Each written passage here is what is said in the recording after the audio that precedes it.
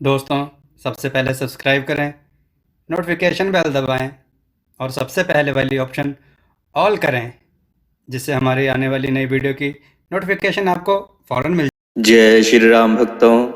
दोस्तों, ये कथा बहुत ही मार्मिक है और ज्ञानवर्धक भी है।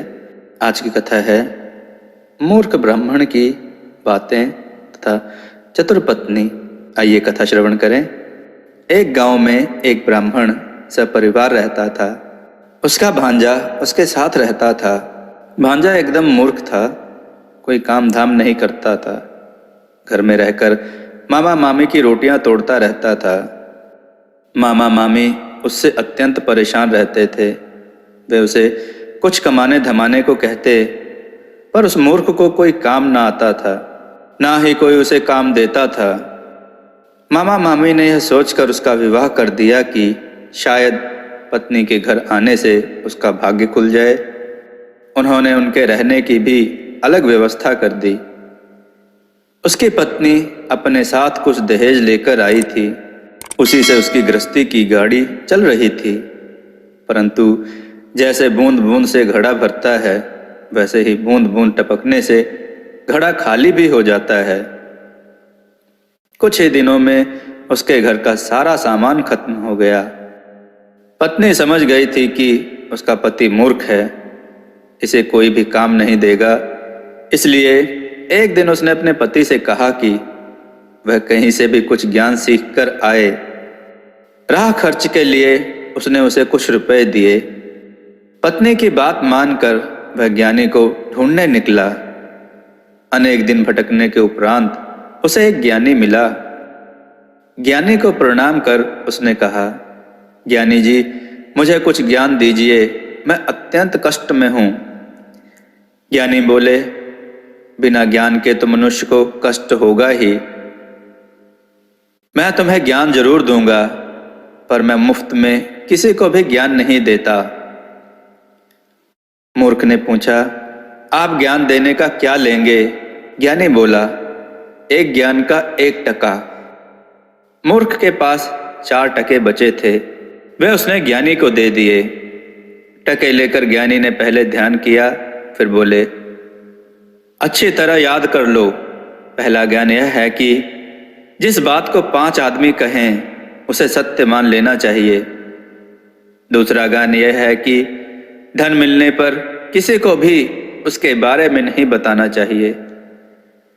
तीसरा ज्ञान यह है कि पत्नी को कभी सच बात नहीं बतानी चाहिए। और चौथा ज्ञान यह है कि अपने स्वामी या राजा को सच बात ही बतानी चाहिए। ज्ञान की चारों बातों को अच्छी तरह याद कर वह मूर्ख ब्राह्मण अपने घर को लौटा। रास्ते में एक गांव में उसने देखा कि एक जगह भीड़ जुटी हुई है। उसे पता चला कि कोई भिखारी मर गया है, पर कोई उसे वहां से उठाने को तैयार नहीं था। तभी मूर्ख ब्राह्मण वहां पहुंचा। सभी ने उसे घेर लिया और कहा, वह उस लाश को उठाकर कहीं फेंक आए। पहले तो उसने सोचा कि ब्राह्मण होकर वह ऐसा काम क्यों करेगा। फिर उसने ज्ञानी द्वारा दिए गए पहले ज्ञान की बात याद की। 5 आदमी जो कहें उसे मान लेना चाहिए।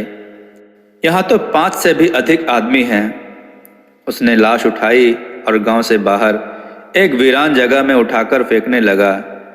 तभी उसने देखा कि भिखारी के फटे पुराने चोगे से अनेक रुपए गिर रहे हैं। उसने सारे रुपयों को इकट्ठा किया और अपनी जेब में रखकर चुपचाप अपने घर आ गया।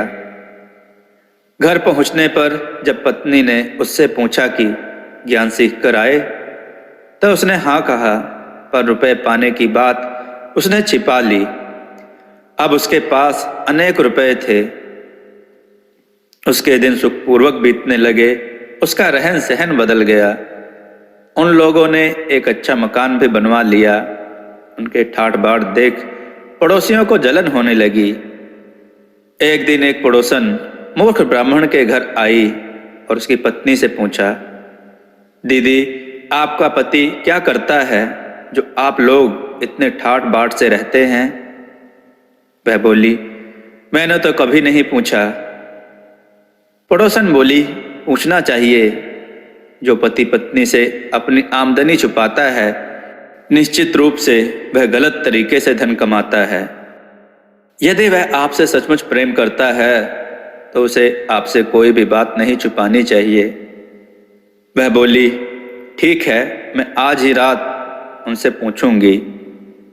रात में मूर्ख ब्राह्मण की पत्नी ने उसकी आमदनी का रहस्य जानना चाहा तो उसे तीसरे ज्ञान की बात याद आई कि पत्नी को कभी सच नहीं बताना चाहिए।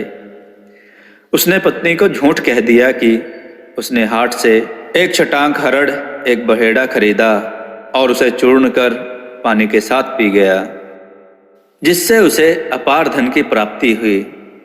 उसकी पत्नी ने दूसरे ही दिन अपनी पड़ोसन को सारी बातें बता दी। उसने अपने पति को यह बात बताई। उसका पति तुरंत हरड़ और बहेड़ा बाजार से ले आया और उसे पीसकर पानी के साथ पी गया। थोड़ी ही देर में वह पेट दर्द से तड़पने लगा, उसे दस्त आने लगे। अंत में वह मर गया। पड़ोसन ने राजा के पास जाकर उनकी शिकायत की। राजा ने मूर्ख ब्राह्मण को बुलवाया और सारा माजरा पूछा। उसे ज्ञानी की चौथी बात याद आई कि अपने स्वामी या राजा को झूठ नहीं बोलना चाहिए।